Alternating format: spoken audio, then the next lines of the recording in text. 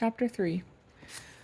The small toy train climbs up on its narrow gauge from the Umzimkulu Valley into the hills. It climbs up to Carisbrook, and when it stops there, you may get out for a moment and look down on the great valley from which you have come. It is not likely the train will leave you, for there are few people here and everyone will know who you are. And even if it did leave you, it would not much matter, for unless you are a cripple or very old, you could run after it and catch it for yourself. If there is mist here, you will see nothing of the great valley. The mist will swirl about and below you, and the train and the people make a small world of their own.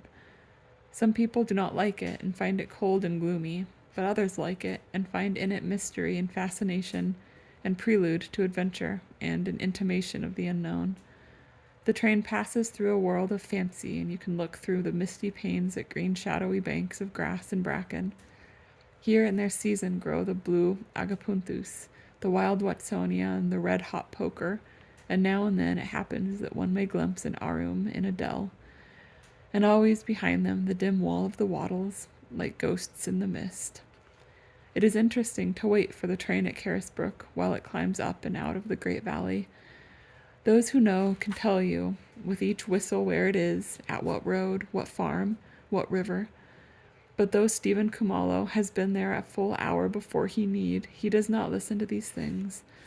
This is a long way to go and a lot of money to pay, and who knows how sick his sister may be and what money that may cost. And if he has to bring her back, what will that cost too? And Johannesburg is a great city with so many streets they say that a man can spend his days going up one and down another and never the same one twice. One must catch buses too, but not as here, where the only bus that comes is the right bus. For there is a multitude of buses, and only one bus in 10, one bus in 20 maybe, is the right bus. If you take the wrong bus, you may travel to quite some other place, and they say it is danger to cross the street, yet one must needs cross it. For there the wife of Impanza, of Indocheni, who had gone there when Impanza was dying, saw her son Michael killed in the street. 12 years, and moved by excitement, he stepped out into danger, but she was hesitant and stayed at the curb, and under her eyes the great lorry crushed the life out of her son. And the great fear too, the greatest fear since it was so seldom spoken.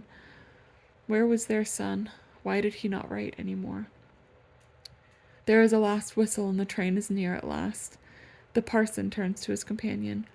Friend, I thank you for your help. Umfundis, I was glad to help. You could not have done it alone. This bag is heavy. The train is nearer. It will soon be in. Umfundis, my friend.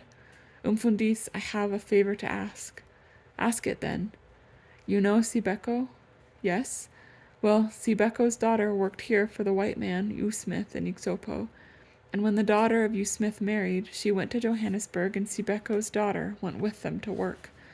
The address is here, with the new name of this married woman, but Sibeko has heard no word of his daughter this 10-12 months, and he asks you to inquire. Kumalo took the dirty, thumbed paper and looked at it.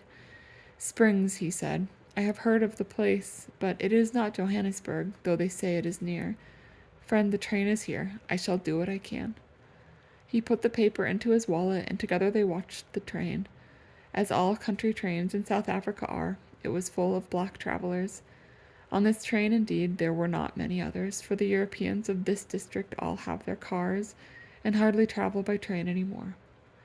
Kumalo climbed into the carriage for non-Europeans, already full of the humbler people of his race, some with strange assortments of European garments, some with blankets over their strange assortment, some with blankets over the semi-nudity of their primitive dress, though these were all women. Men traveled no longer in primitive dress. The day was warm and the smell strong in the carriage, but Kumalo was a humble man and did not much care. They saw his clerical collar and moved up to make room for the Umfundis. He looked around, hoping there might be someone with whom he could talk, but there was no one who appeared of that class. He turned to the window to say farewell to his friend. Why did Sibeko not come to me himself? He asked. He was afraid, Umfundis. He is not of our church. Is he not of our people? Can a man in trouble go only to those of his church? I shall tell him, Umfundis. Kumalo's voice rose a little, as does the voice of a child, or indeed of a grown person who wants others to hear. Tell him that when I am in Johannesburg, I shall go to this place at Springs. He tapped the pocket where the paper was safe in his wallet. Tell him I shall make inquiries about the girl, but tell him I shall be busy. I have many things to do in Johannesburg. He turned away from the window. It is always so, he said, as if to himself, but in truth to the people. I thank you for him, Umfundis. The train whistled and jerked. Kumalo was thrown nearly off his feet. It would be safer, more dignified, to take his seat. Stay well, my friend. Go well, Umfundis. He went to his seat, and people looked at him with interest and respect, at the man who went so often to Johannesburg. The train gathered way, to creep along the ridges of the hills, to hang over steep valleys, to pass the bracken and the flowers, to enter the darkness of the wattle plantations, past Stainton, down into Ixopo. The journey had begun, and now the fear back again, the fear of the unknown, the fear of the great city where boys were killed crossing the street, the fear of Gertrude's sickness, deep down the fear for his son, deep down the fear of a man who lives in a world not made for him, whose own world is slipping away, dying, being destroyed beyond any recall. Already the knees are weak of the man who, a moment since, had shown his little vanity, told his little lie before these respectful people. The humble man reached in his pocket for his sacred book and began to read. It was this world alone that was certain.